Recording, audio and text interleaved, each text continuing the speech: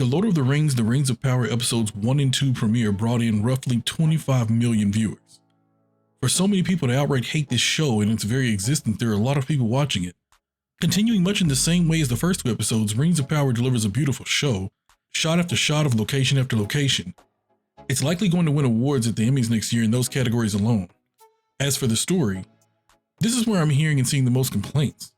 Not the complaining from people who hated this show before it ever premiered.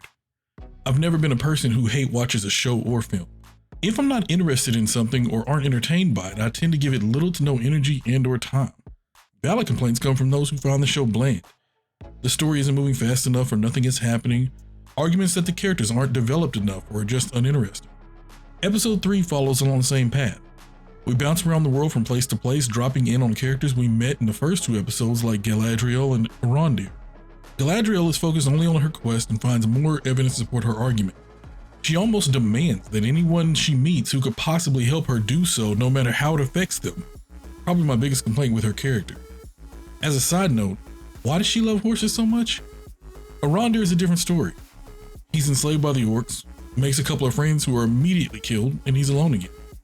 His plot armor is thick enough to save him and put him in front of a new character we'll meet next week. It looks like the creators were going for a more stoic character with Arondir. It could work out.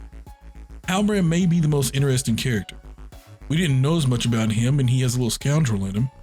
When Galadriel goes to see him in his cell late in the episode, we found out that he's supposed to be king in the Southlands. His journey from a ragged commoner in self-exile to the leader of his country could be the best plotline of the show. We'll see. We do meet another character in Captain Elendo. Troubles with his children aside, he looks like he'll end up an ally of Galadriel. We're meant to understand he feels more kinship with elves than he does with humans. This might come into play in a big way later in the season. The criticisms of the story and the characters on one level make sense. If you think the story is boring and the characters are bland, you'd be right. Rings of Power is going to suffer greatly from comparisons to Game of Thrones and House of the Dragon. While in the same genre, these shows are made for two completely different audiences. That would seem like an oversight on the part of Amazon Studios to spend a reported $60 million an episode and forget what genre you're entering into. Thing is, I don't think they forgot.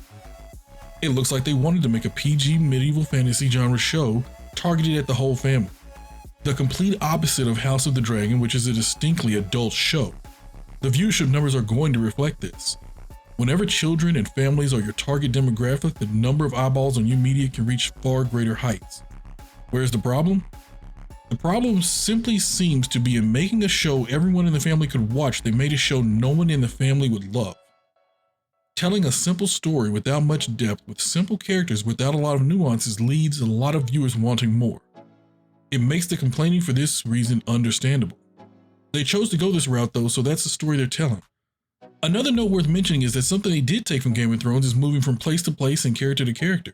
It works extremely well for one, but isn't working for the other. You need very compelling storylines for that type of storytelling to work. Personally, I don't hate or love the show. I don't think it's great, but also don't think it's horrible. I feel like I went into the show with my expectations pretty low. Like I knew what I was getting myself into characters and story-wise, so it doesn't bother me. I don't compare this show to Game of Thrones or House of the Dragon because I don't put these shows on the same level. I accepted that before it began. That being said, the show could grow on me. I could end up loving the characters and the story. It's early. At the same time, I could end up being let down by the rest of the season. Viewers who came into this show expecting a more adult tale to be told will be understandably disappointed. This show isn't for everyone, even though that's how it was intended.